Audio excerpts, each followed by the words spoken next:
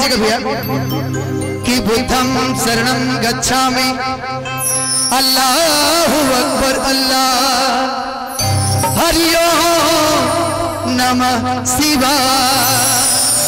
कि जय बिहार जय जय बिहार तेरी माटी बड़ी महान। कि जय बिहार जय जय बिहार तेरी माटी बड़ी महान। तू है भारत की शान, तू है भारत की जान। ये छपरा की धरती ने हमें बहुत कुछ दिया है।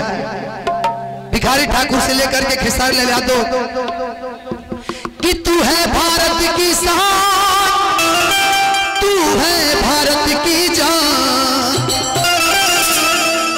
जय बिहार जय जय बिहार तन मन तुझ पे कुर्बान। बिहार जय जय बिहार तेरी माटी बड़ी महान।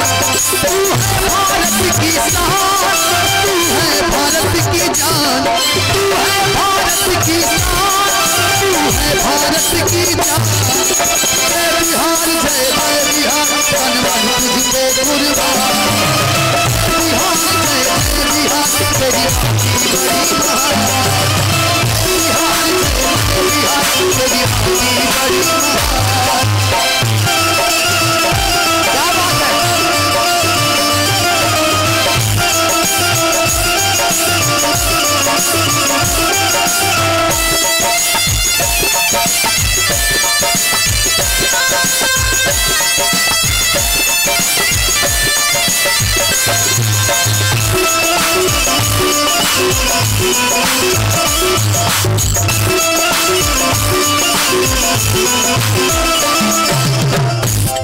ऋषियों ने कहा बेटों में लिखा, देवों ने किया गुणगान।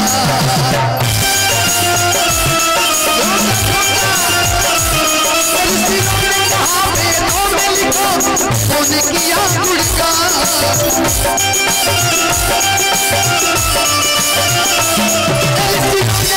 बेटों में लिखा देवों ने किया गुणगान, देवों ने किया गुणगान। जय बिहार जय जय बिहार तेरी माटी बड़ी महान। बिहार जय जय बिहार तन मन तुझ पे कुर्बान। बिहार जय जय बिहार तेरी माटी बड़ी महान। बिहार जय जय बिहार तेरी माटी बड़ी महान।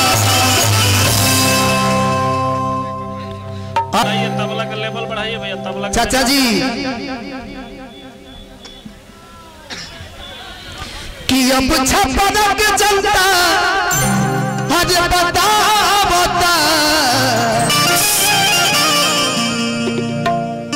कि अब छपरा के जनता बतावता। चाचा चाचा चाचा चाचा कितने भेजी ना चाचा चाचा ये चाचा है नहीं तनी गोल लगता ये आदेश भाई के। हाँ ठीक कि अब छपरा के जनता बतावता हमारी खेसारी भयबाया बता। तू सब चाचा कुछ बोले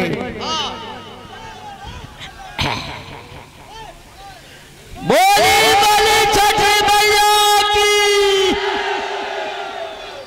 याद बालू भुलाइल खललू। हाँ 2 नंबर, हाँ 2 नंबर पर है लमटेरिया जल भी आई हमने के खानदानी पुरल का हो तो पुरल का भुलाए के नहीं खे बाबू। एकरा के ध्यान करे लोगी। नंबर याद रहे के चाहिए। ठप्पा लागे तो वही जगह लागे, लागे तो जगह पर लागे।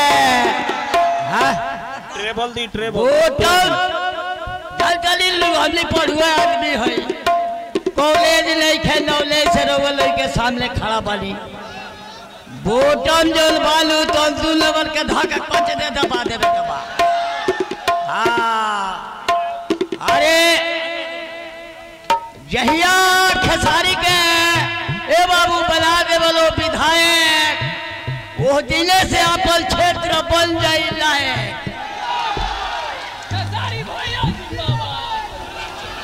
फिर कुछ कहे के मौका दे तेरा है बबुआ लो छटर पटर कैले बतलिए हुल के छटपटा ले।